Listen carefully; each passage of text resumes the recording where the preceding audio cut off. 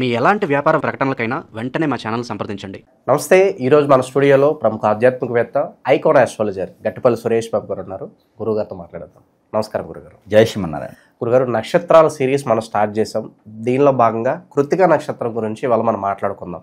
సహజ సిద్ధ స్వభావాలు వీళ్ళకి ఎలా ఉంటాయి, వీళ్ళు జీవితంలో పుట్టిన దగ్గర నుంచి మరణించే వరకు ఎలాంటి సిచ్యువేషన్స్ వీళ్ళకి ఎదురవుతాయి, ఎలాంటి జీవిత పరిహారాలు చేసుకుంటే బాగుంటుంది వీళ్ళు. కృత్తిక నక్షత్రం. కృత్తిక నక్షత్రం 4 పాదాలు.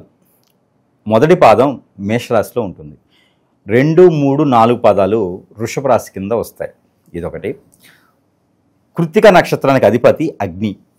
అగ్నితత్వం వీరిలో ఎక్కువ ఉంటుంది. వీరిది రాక్షస గణం. అంటే రాక్షసులేమో మనల్ని కొట్టి చంపి పీడిస్తారేమో అనుకుంటారు. వీళ్ళ గణం రాక్షస గణం. మంచి వాళ్ళకి మంచి, చెడ్డ వాళ్ళకి చెడ్డ వీరిది ఉంటుంది. ఇక 3 పోతే వీరిది తత్వం అగ్నితత్వం కాబట్టి వీరి అధిపతి కూడా అగ్ని. అగ్నితత్వంతో అగ్ని అధిపతి. వీరికి మరొకటి ఉంది. సింబాలిక్గా వీరి యొక్క అధిపతి ఈ మనకి కత్తెర అంటారు కదా, ఈ కత్తెర కూడా వీరికి ఒక రకమైనటువంటి ఆయుధం అని చెప్పవచ్చు. వీరికి ఇవి ఈ అవలక్షణాలతో, ఈ యొక్క గుణగణాలతో ఉంటారు. ఇకపోతే వీరి యొక్క వీరి ఆలోచన విధానం ఎలా ఉంటుందంటే, ఈ యొక్క కృత్తికా నక్షత్రంలో పుట్టినటువంటి స్త్రీ పురుషులు ఎవరికైనా సరే ఒకే రకమైన ఆలోచన ఉంటుంది. వీరిని 10 మంది ఒకే దగ్గర కూర్చోబెట్టి, సపోజ్ 100 మంది ఒక దగ్గర కూర్చున్నారు, కానీ వీరి ఆలోచన విధానం వేరే నక్షత్రాల వాళ్ళకి ఎలా ఉంటుంది అంటే, ఒకే నక్షత్రం అయినప్పటికీ కూడా ఆలోచన విధానం వేరే వేరే ఉంటుంది. అవునా? కానీ కృత్తిక నక్షత్రం వాళ్ళు అలా కాదు. ఒకే దగ్గర 100 మంది కాదు, 1000 మందిని కూర్చోబెట్టినా కృత్తిక నక్షత్రంలో పుట్టినటువంటి 1వ పాదం నుంచి 4వ పాదం వరకు ఎవరు పుట్టినా వారందరికీ ఆలోచన విధానం ఒకటే ఉంటుంది. ఒకరు ఒకరిని కొట్టాలరా అంటే 10 మంది లేస్తారు. ఎందుకు కొట్టాలని అడగరు. అంటే ఆ కృత్తిక నక్షత్రం ఒక లక్షణం అలా ఉంటుంది. ఒకరికి మంచి చేయాలంటే 10 మంది తోడొస్తారు ఆ మంచి చేయడానికి. ఆ లక్షణం అలా ఉంటుంది. అంటే ఏకదాటి, ఏకనాడి, ఏకతత్వం. ఒకసారి మాట ఇచ్చారా తప్పరు.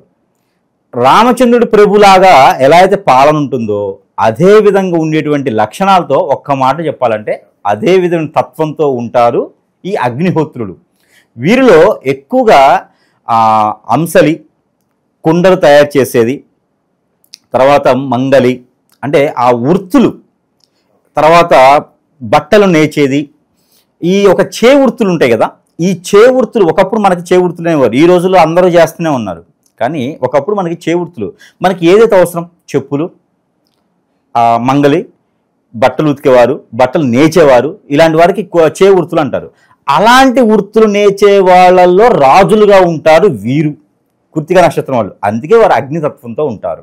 అంటే ఎప్పుడు 24 గంటల పని చెప్పినా మొదటి గంటలో ఎలా అయితే చేస్తారో చివరి గంటలో కూడా అదే జోష్తో పని చేయగలుగుతారు.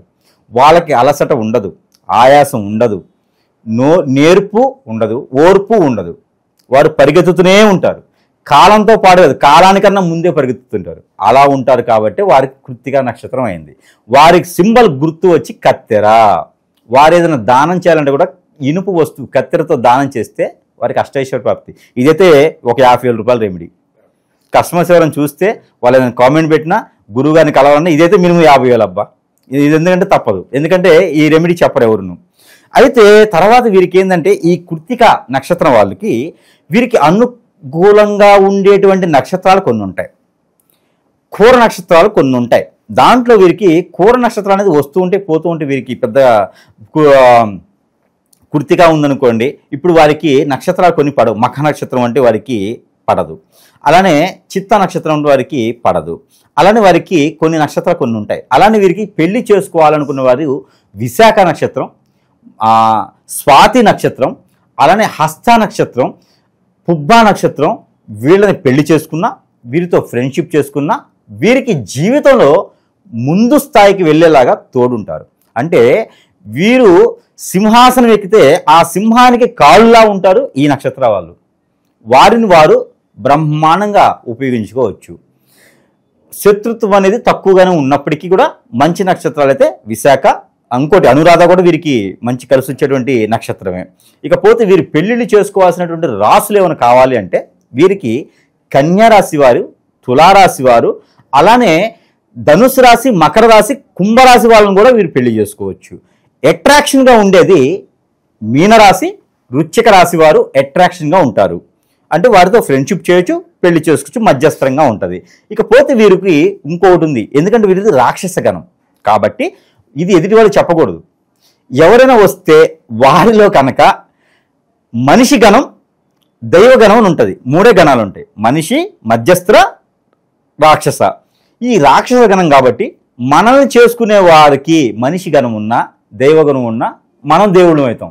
ఎందుకంటే మనం కొట్టినా పడతారు, తిట్టినా పడతారు కాబట్టి అంత చేసే అవసరం ఉండదు. ఆ స్థాయికి వాళ్ళు తెచ్చుకోరు. కాబట్టి అలాంటి గణాలు ఉన్న వాళ్ళని ఎవరినైనా పెళ్లి చేసుకోవచ్చు. ఇకపోతే వీళ్ళకి పెళ్లి అనేటప్పటికీ ఈ ఒక రాశులు మనకు సరిపోతుంది. ఇంకా పెళ్లి విషయం వస్తే నవాంశాలు అది వేరే ఘట్టం, అది వేరే వెళ్ళిపోతుంది.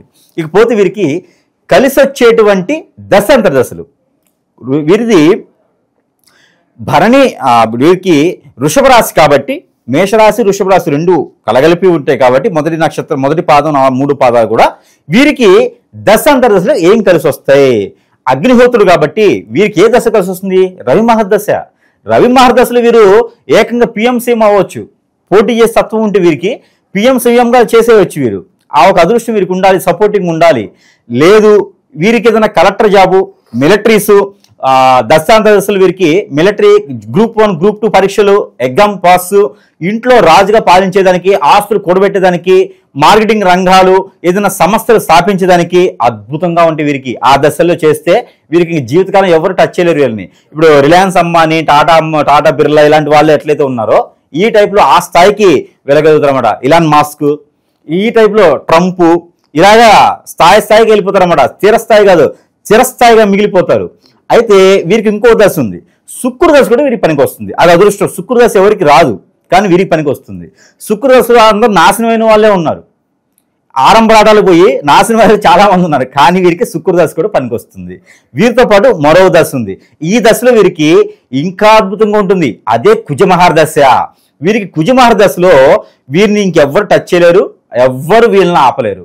యుద్ధానికి సై అంటారు వీళ్ళు. ఏ ప్రపంచ దేశాల నుంచి యుద్ధం వచ్చినా వీళ్ళని నిలిపేది చాలు, ఆ యుద్ధం కూడా ఆగిపోతుంది. కాబట్టి వీరితో చాలా జాగ్రత్తగా ఉండాలి, చాకచక్యంగా ఉండాలి. ఎక్కడైనా వీరికి కోపం తెప్పించామా ఎదుటి పని అంతే.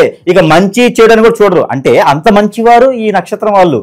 అందుకే ఎదుటి వాళ్ళు ఏదైనా తప్పు చేస్తే వీరు ఓర్చుకోలేరు, ఈ తత్వంతో ఉంటారు. కాబట్టి ఇకపోతే వీరికి చెట్టు మామిడి వీరికి అధిపతి. మామిడి చెట్టు ఎక్కడైనా నాటడం, మామిడి చెట్టు ఎక్కడైనా ఆలయాల్లో సమర్పించుకుంటే 4 మాసాలకు ఒకసారి ఆలయంలో కావచ్చు, ఎక్కడైనా పాదుల్లో కావచ్చు, ఇంట్లో కావచ్చు, మామిడి చెట్టు అనేది వీరు ఒకటి అక్కడ స్థాపన చేయాలి. అదైతే ఖచ్చితంగా చేసుకోవాలి. ఇక వీరు చేయవలసినటువంటి దానం బఠానీలు, తత్వానికి బఠానీలు, అలానే నల్ల నువ్వులు వీరు దానం చేయాలి. మనకి కర్పూరం దొరుకుతుంది, పచ్చ కర్పూరం, హారత కర్పూరం, ముద్ద కర్పూరం అంటాం. ఈ కర్పూరం కూడా వీరు దానం చేస్తే మంచిది. ఇకపోతే వీరికి ఇష్టదైవం ఉంటుంది. వీరి ఇష్టదైవం చాలా గొప్ప వ్యక్తి. ఎవరుంటారు? అగ్నితత్వానికి ఇష్టదైవం ఎవరుంటాయంటే మనకి విష్ణుమూర్తి.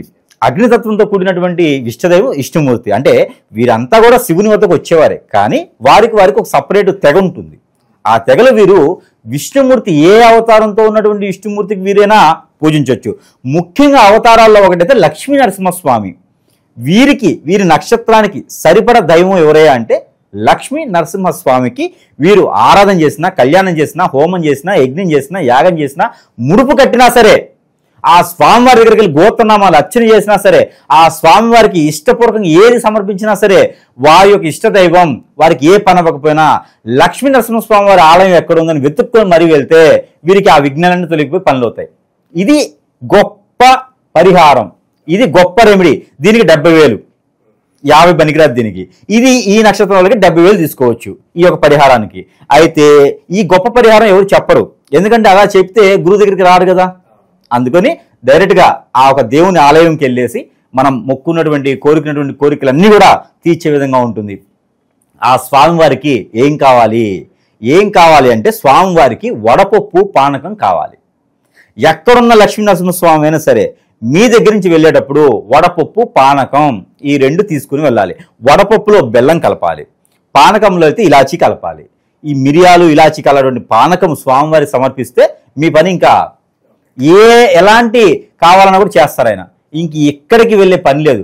ఇక ఇలా జరగట్లేదు గురువుగారు, మరి ఇలా అవుతుంది, మరి మీరు చెప్పే నక్షత్రాన్ని బట్టి అయితే మాకు కృతిక నక్షత్రం ఉంది, ఇంకోటి ఉంది.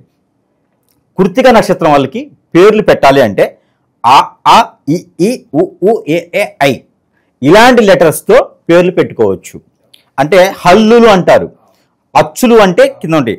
హల్లుల నుంచి అక్షరాలు తీసుకొని వీరు పేరు పెట్టుకునే దానికి బాగుంటుంది.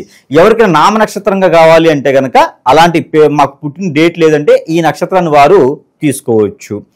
లేకపోతే వీరికి గురువుగారు ఇన్ని బాగున్నాయి కదా, మీరు చెప్పింది మా దాంట్లో ఏం జరగట్లేదు, మీరు చెప్తుంటే బాగుందిలే కానీ అసలు నిజంగా అలా ఉంటుందా అనుకుంటారు. కానీ ఖచ్చితంగా నేను చెప్పింది జరగట్లేదు అంటే అది నక్షత్ర ప్రకారంగా కాదు, మీకు తప్పు. మీకు తెలియని శత్రువు ఏదో మీకు చేస్తున్నాడని అర్థం. వాళ్ళ వల్ల మీకు సమస్య ఉండొచ్చు. మీకు తెలిసే శత్రువులు ఉండరు, తెలియకుండా కూడా శత్రువులు ఉంటారు. వారు మీ ఎదుగుదల చూడలేకపోతున్నారేమో, మీ తత్వం భరాయించలేకపోతున్నారేమో, మీరంటే వ్యసనము, రంది, ఆందోళన, చికాకు అన్నీ ఉన్నాయేమో. మీరు ఎదగడం వాళ్ళకి ఇష్టం లేకపోతే ఆటోమేటిక్గా ఈ రోజుల్లో చాలామంది గురువులు చేస్తున్నారు. హిప్నటిజం, బ్లాక్ మ్యాజిక్, వశీకరణ లాంటి చాలా ఉన్నాయి. అలాంటి విద్యలు ఏదైనా చేసి ఉండొచ్చు, మీకు అష్టదిగ్బంధం చేసి ఉండొచ్చు. ఈ దేవుడు ఏం చేయలేరు, నక్షత్రాలు ఏం చేయలేవు. మీకు అంతా బాగుంటేనే ఇవన్నీ అవుతాయి. లేదు అన్నప్పుడు మీ దగ్గర ఏదో చెడున్నట్టు, లేదా మీ ఇంట్లో ఏదన్నా చెడు జరిగిందని అర్థం. ఇవి ఉంటే మాత్రమే మీకు నేను చెప్పింది జరగదు. కాబట్టి అలా ఏమైనా చెడు ఉంది అంటే సమీప దూరంలో గురువు దగ్గరికి వెళ్తే సరైన గురువుని కూడా ఇక్కడ ఎంచుకోవాలి. లేదా మనల్ని తింటారు వాళ్ళు.